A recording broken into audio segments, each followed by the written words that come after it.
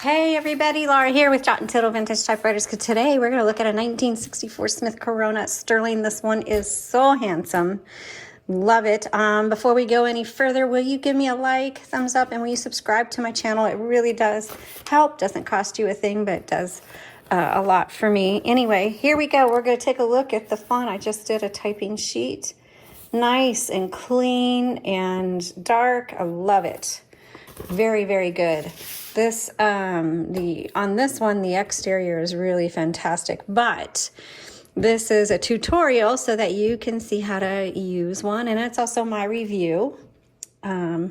It's hard to do a review of vintage typewriters only because each one is going to be totally different. We may get another 64 Sterling, put it right next to it, and it's not nearly as good of a typer because they're vintage, and how they were taken care of really impacts it. So it's hard for me when people ask what type of typewriter do you recommend for this or that. It really has to do with how well a specific typewriter was taken care of. But then again, there are certain models that I prefer for certain things. For example, the Smith Corona Electric from the 50s, my favorite electric typewriter that I use for writing books. My favorite manual for such a thing would be the 40s and the 30s and 40s Royals. Now, this 64 Smith Corona Sterling is going to be really tied. It's a tight tie for that #1 spot for the Royal model. I love the O, but the Model A and the B also are fantastic. That I would choose for a manual typewriter for like writing books on. Now, casual writing, I mean, that's any of them.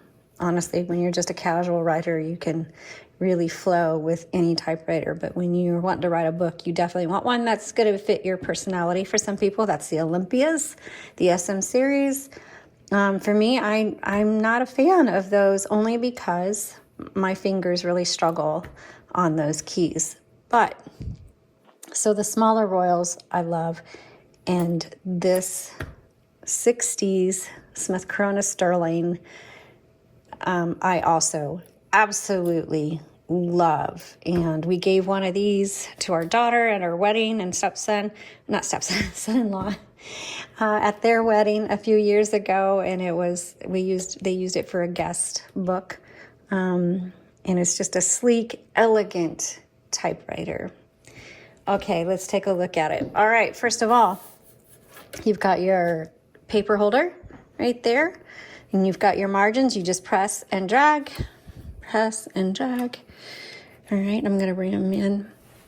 You've got your carriage release levers behind your handles here. So there's one here and one here. Doesn't matter which one, press it in, moves your carriage.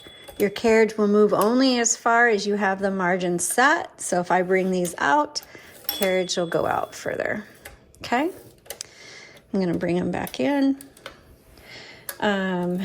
Here is your cover. When you open your cover, make sure your handle is off to the left. You just pop that open, and inside it uses a universal ribbon, 2 color on this one, black on top, red on bottom. And I'm gonna hold it up here so you can kind of see how it's threaded through. And you might want to pause it and screenshot it just for your reference. The ribbon goes over like this, around the back side, over and around and under. There's guide wires here, and then in the middle, you're going to want to screenshot where I held it up there for you. There's going to be slits in the metal. You want to look for where the slits are, and you're just going to have to jimmy that ribbon in there. It's going to be very messy. Make sure you have gloves on or a washcloth nearby. These are your type bars here, and then you can adjust the tension on those type bars here. This one feels really loose, so I don't know that it actually will do any adjustments on that. To change the direction of your ribbon, let's see which way it's going. It's going this way right now. There is a small lever, and it's kind of hidden right here. Okay, you just push up and down. So I'm going to push that up, and I'm going to go back. down.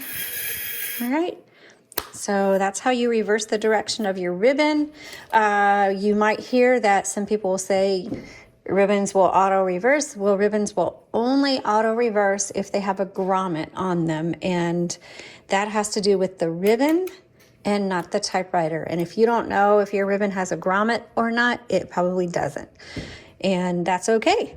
You just reverse the direction right here. All right. I'm going to close this. And when you do close it, don't just, let it sit there. Make sure you give it a good push down and it snaps shut. Otherwise, if you don't, your return handle might knock up against that cover and scratch your beautiful finish, and you don't want to do that. All right, we're going to load some paper so I can talk about some of these other levers on the side. So I'm just going to take, I've got a blank side here. And I've got two pieces together, and I just do that to kind of help protect the platen. Sometimes I only use one sheet. Some people always use two. It's really personal preference. Okay, let's see where my margins are set. Let's bring this in. Nice, strong sounding bell. So you have your return handle, and right now it's only advancing one line, but if you look here on the left side, there's a 1, 2, and a 3. Let's say I want double spacing. There we go. And triple spacing. I'm going to put it back on single. Okay, when you type, and you get to the end, that bell's going to go off to let you know you're at the end of your margin. You can keep typing until it'll stop on you. There, it stopped on me, and maybe you're in the middle of a word. And so if you hit this MR button right here, you can finish your word, hit the return handle, and go to the next line. Also, if you are typing and you make a mistake or something, you can backspace this arrow right here, backspace. Backspace does not erase, it's not a delete key, you just backspace it, and you can X through it, line through it, type over it, whatever you would like to do. Embrace your mistakes when you're typing, it's just part of it. Here's the tab button, and I am gonna show you how to set those tabs. So you just tab over. I've got one set. I don't think I have any more. So let's clear my tab. I'm gonna hit clear, and it cleared it. And then let's set one. Let's go right in the middle. We'll set it. I'm gonna press set. And now I've got my tabs set there. Also, right here, you're gonna have a little sticker. It's black, white, and red. It's on red right now, so it's probably going to type in red, and it is. And if I go to the top, it will type in black. Now that white is a little tricky. If you try typing with the white,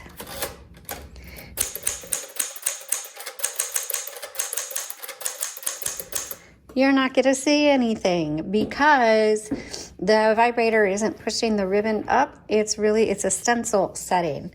And so you're not going to use it. So if you're typing away and things aren't looking right, there's two things to look for. Make sure you didn't bump it. That's really common. And it's on the white. Go ahead and push it back up there. Or try reversing the direction of your ribbon over here.